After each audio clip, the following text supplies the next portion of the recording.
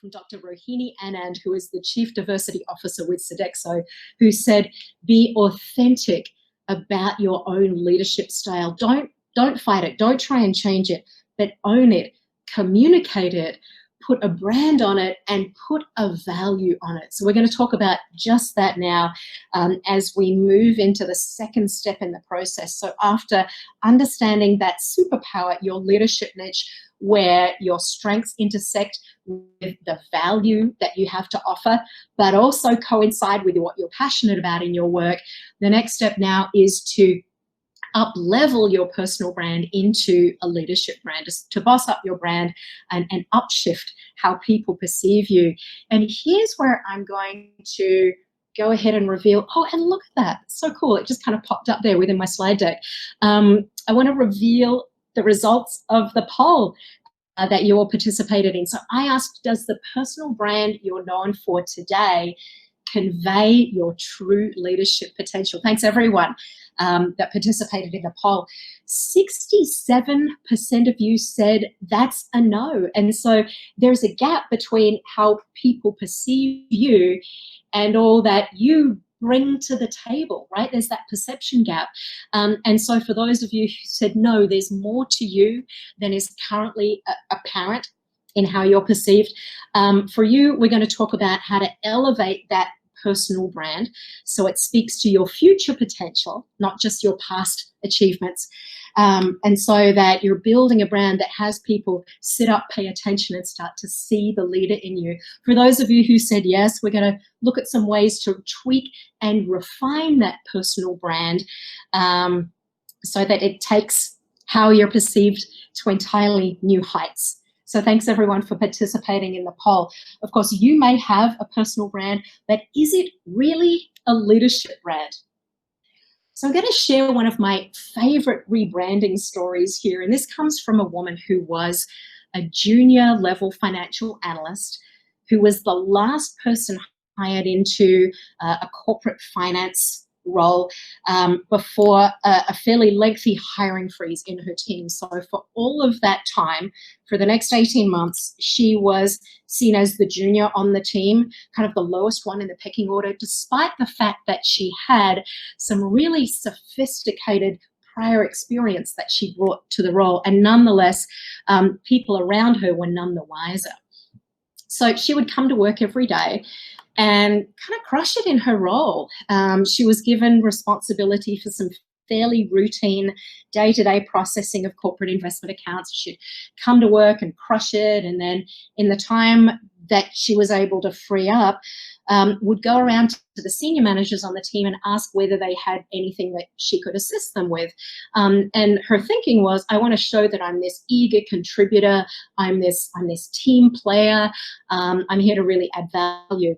Well, as some of you might already have guessed, that kind of backfired because the senior managers on the team figured out that they could give her all of the little low priority tasks that they didn't want to have to be bothered with. And so instead of showcasing her greatness, she got buried under this mountain of busy work and little to-do list items, and no one got to see the sophisticated, analytical, and leadership skills that she was capable of bringing. So when she shared her dilemma with me, I asked, what brand are you known for today? And she said, oh, I'm the pooper scooper.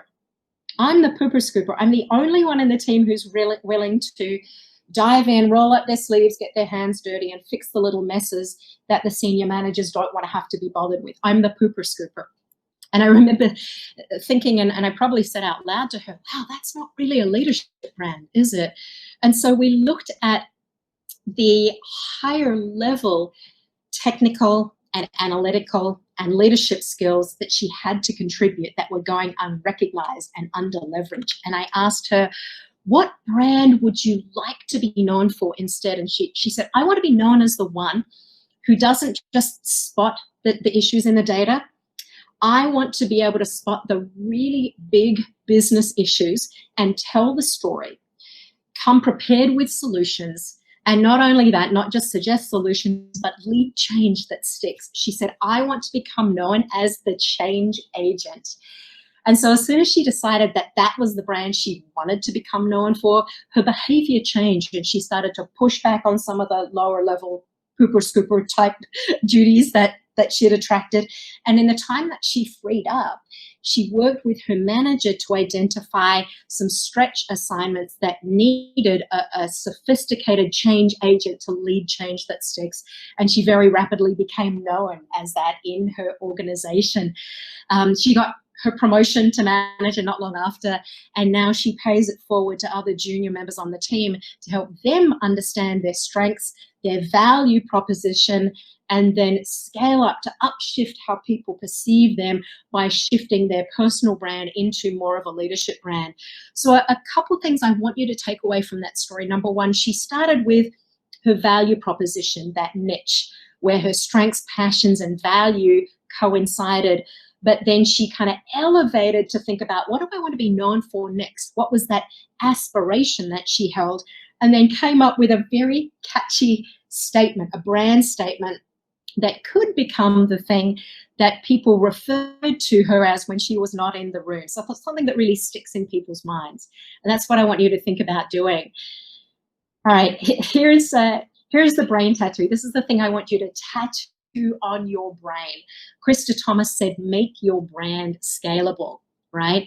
So there are going to be certain key points in your career where you want to scale up your personal brand, to elevate it, or that brand is going to hold you back. And you'll know it's time that you've outgrown your personal brand when people come to you with requests or roles or opportunities or projects that are exactly the type of thing you were super excited to do a year or more ago in the past.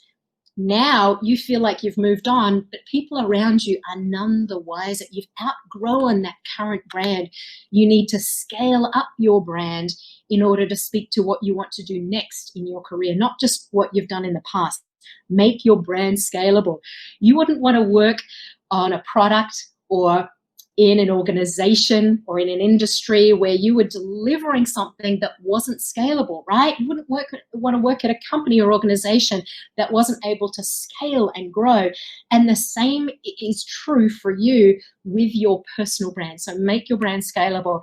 That's the thing I want you to tattoo on your brains. And really, when was the last time you attended an online workshop and everyone left with matching tattoos, right? Today's the first. Make your brand scalable. Okay, so your brand needs to scale up and evolve as you develop your career. So I want you to ask yourself two questions. Number one, where do I want to be, say, 3 years from today? So pick that future point, identify your aspirations. So where do I want to be 2, 3, or 4 years from today? And then what brand do I need to become known for now in order for that growth to be possible? That's how you make your brand scalable. Where do I want to be? And then what perception and brand do I need to develop now in order for that growth to be possible?